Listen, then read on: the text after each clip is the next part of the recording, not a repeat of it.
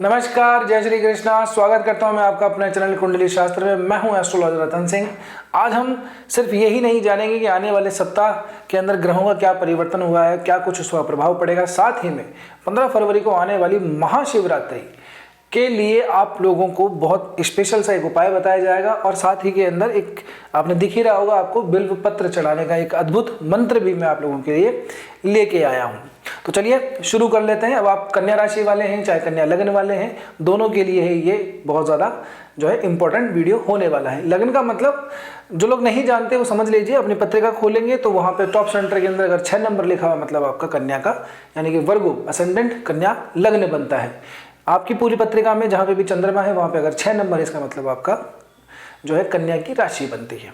चलिए देखिए क्या होगा आप लोगों के लिए। वैसे तो 3 फरवरी के दिन ही बुध जो है पंचम भाव से यानी कि मकर राशि से कुंभ राशि के अंदर गोचर कर चुके हैं। ये छठा भाव पड़ता है। 5 फरवरी के दिन शुक्र भी यहाँ पे आ गए और इनका स्वागत करने के लिए बैठे हैं यहाँ पे राहु महाराज। तो इस राशि के जो स्वामी की जो स्थिति है वो इतनी ज़्यादा अच्छी नहीं मानी जाएगी।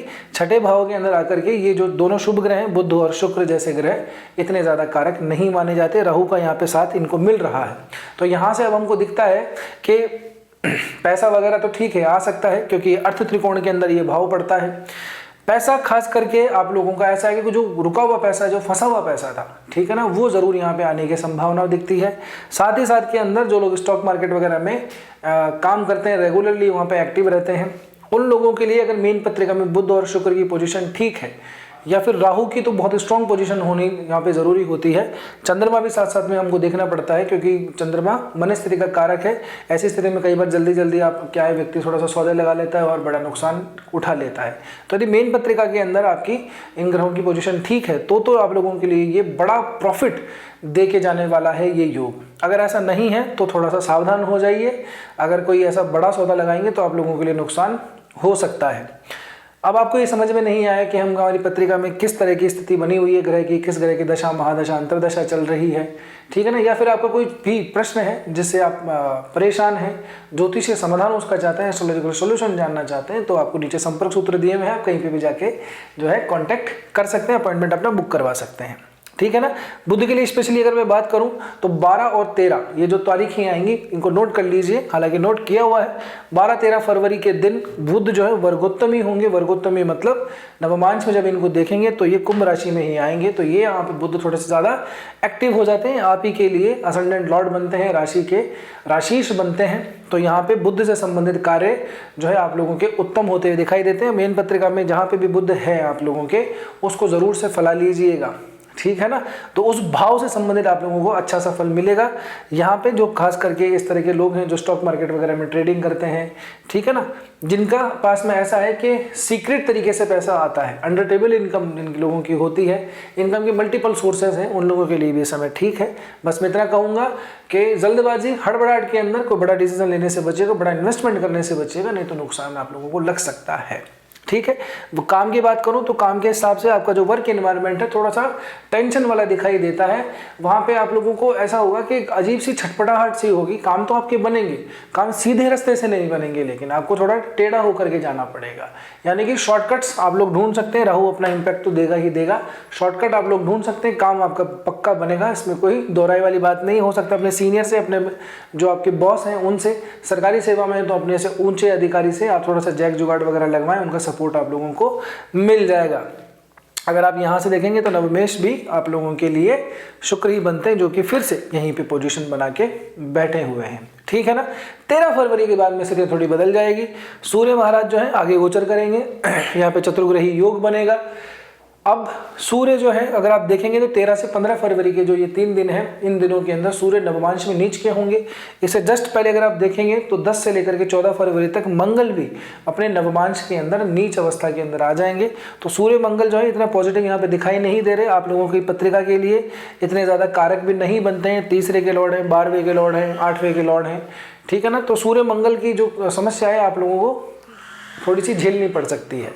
रिलेशनशिप की अगर मैं बात करूं तो थोड़ा सा तनाव वगैरह इस समय जो चल रहा है, लड़ाई झगड़े हैं, उसमें थोड़े से आराम मिलेगा 13 फरवरी के बाद में।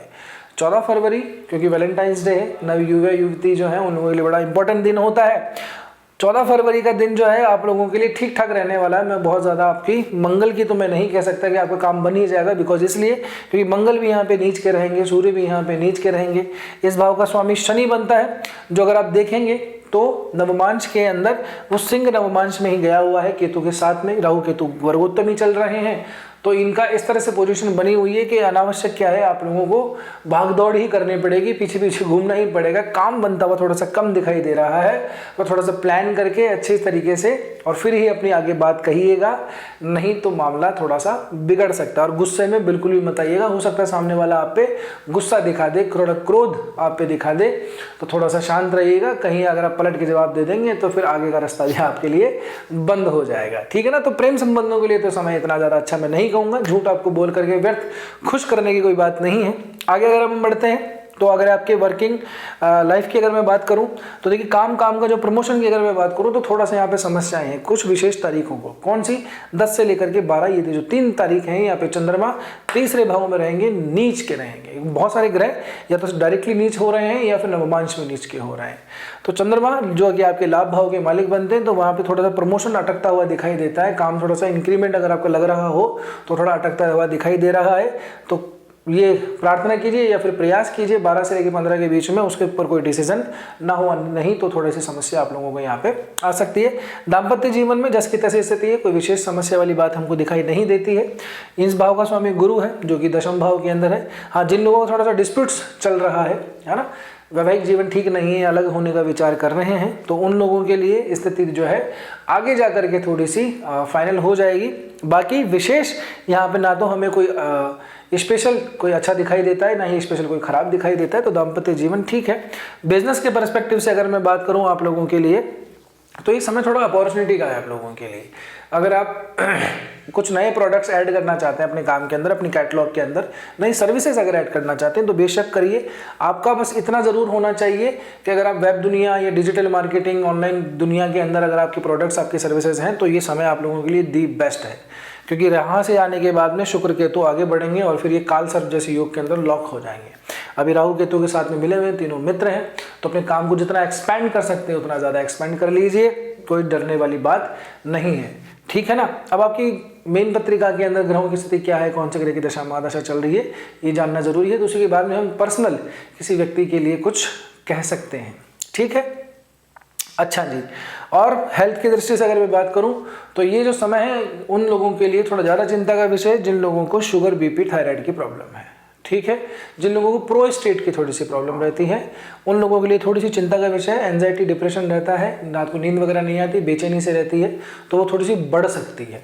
तो वैसे भी शादियों का समय, खान पान का थोड़ा ध्यान रखिएगा, दवाई वगैरह टाइम पे लेते रहिएगा। अगर नहीं है आपको अभी तक, आपको थोड़े से सिम्टम्स लगते हैं कि ऐसा कहीं हो ना जाए, तो कृपया करके चेक करवा लीजिए, अपनी डाइटिंग को थोड़ा सा कंट्रोल कीजिए। ये थोड़ी सी जो स्थिति है हमको शुगर, बीपी की चीज़ें दिखाई यहाँ से देती हैं, ठीक है ना। अब बात करते हैं महाशिवरात्रि 15 फरवरी के दिन भगवान गौरी शंकर भगवान शिव और माता पार्वती की आराधना इस दिन की जाती है।